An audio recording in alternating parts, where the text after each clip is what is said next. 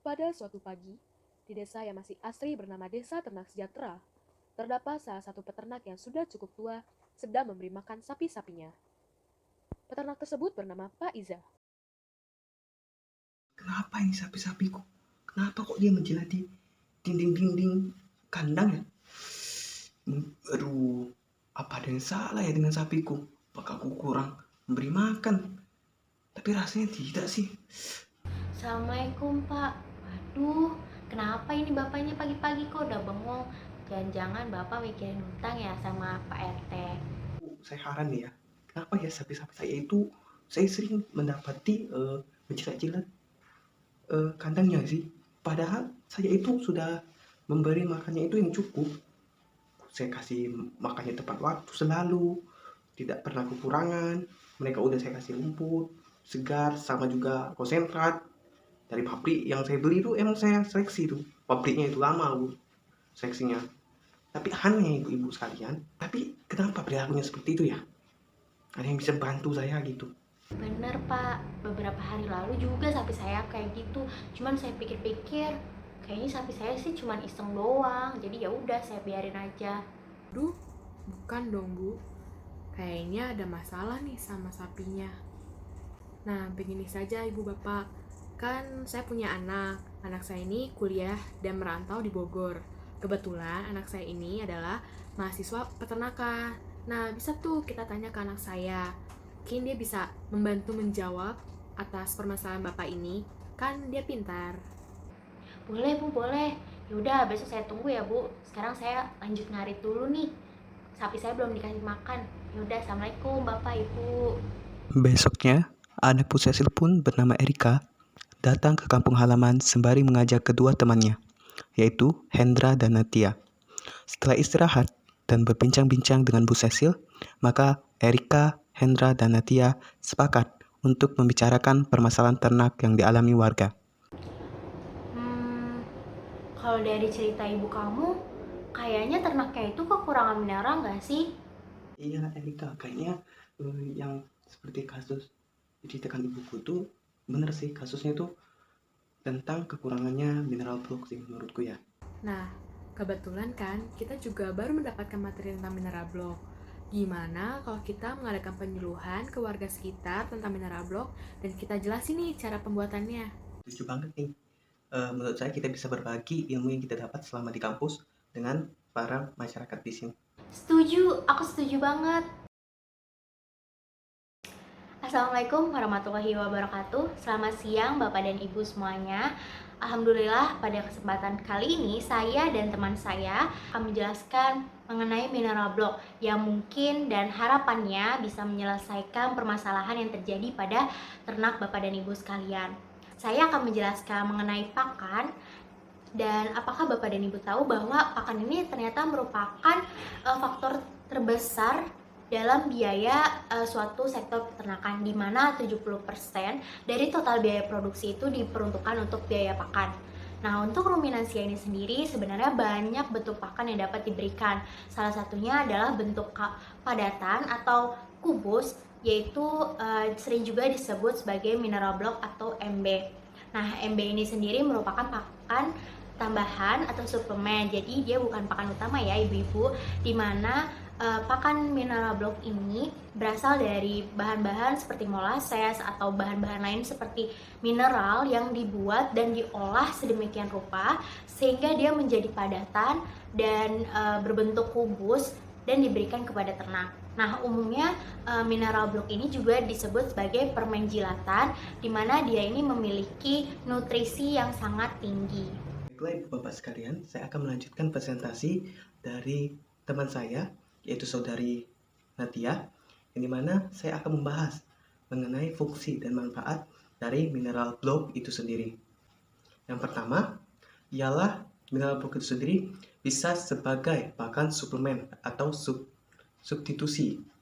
Selanjutnya, yaitu nomor 2, menyediakan ekstrak energi untuk meningkatkan sintesis protein mikroba.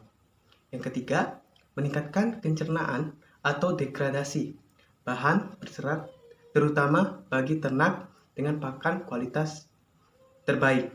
Yang keempat ialah menurunkan konversi pakan-pakan lebih hemat dan efektif. Yang kelima, yaitu memenuhi kebutuhan mineral untuk pertumbuhan tulang gigi saat bunting maupun menyusui. Selanjutnya yaitu adalah menstabilkan dari pH rumen itu sendiri. Yang ketujuh, meningkatkan pertumbuhan berat badan dan produksi pada sapi itu sendiri. Dan yang terakhir, yang kedelapan, yaitu meningkatkan palatabilitas dan akseptabilitas ransum.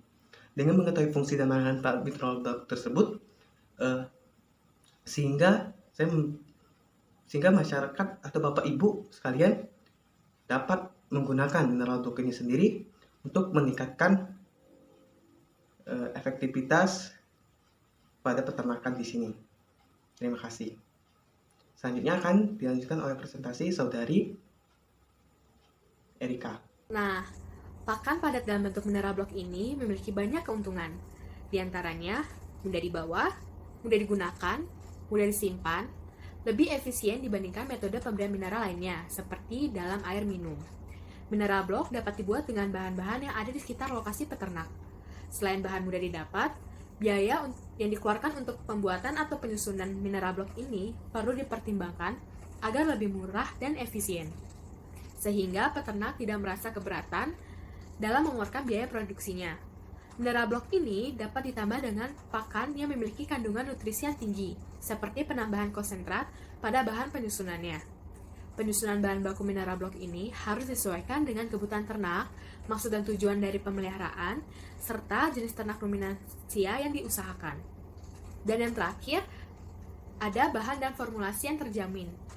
Pemberian mineral yang lebih efisien akan meningkatkan asupan mineral dan vitamin bagi ternak, sehingga akan meningkatkan produksinya.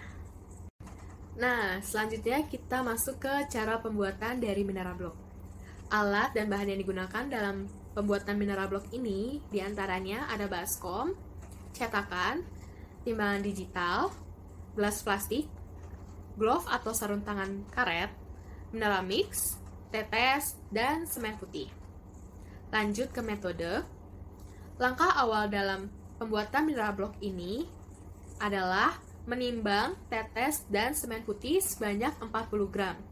Kemudian ditimbang juga mineral mix sebanyak 320 gram. Selanjutnya, semua bahan dimasukkan ke dalam baskom. Akan tetapi, untuk tetes, dimasukkan sedikit demi sedikit, sambil semua bahan diaduk menggunakan tangan, hingga tercampur dan rata. Setelah itu, cetakan diambil dan dialasi plastik di bagian bawahnya. Bahan campuran yang telah tercampur dengan rata itu kemudian dicetak menggunakan cetakan yang telah disiapkan. Padatkan bahan dan beri lubang di bagian tengah. Kemudian anginkan bahan campuran tersebut hingga kering. Setelah itu, jadilah mineral block dan dapat diberikan kepada ternak. Sekian penjelasan dari kami. Harapannya mineral block ini bisa Bapak dan Ibu mulai terapkan di peternakannya sendiri. Dan sekarang jadi sudah tahu kan bagaimana cara membuatnya dan apa saja keuntungannya. Mungkin di lain waktu kita juga bisa melakukan penyuluhan atas permasalahan-permasalahan yang lain yang terjadi di peternakan Bapak dan Ibu sekalian. Terima kasih. Sekian dari kami. Kurang lebihnya mohon maaf. Wassalamualaikum warahmatullahi wabarakatuh. Berarti dari keterangan adik-adik sekalian ini, jadi ternak saya itu bisa saja terbilang kekurangan mineral ya, benar begitu Neng? Benar ibu-ibu, bapak-bapak. Jadi salah satu ciri kalau ternak kekurangan mineral itu, maka ternak tersebut akan menjilati kandangnya sendiri. Duh, tapi tadi namanya susah banget tuh. Mineral apa itu? Mineral block Bu, yang benar. Nah, itu maksud saya. Kalau saya sebutnya permen sapi boleh? Benar-benar. Cara makannya tuh kayak permen gitu, dijilat-jilat. Boleh dong.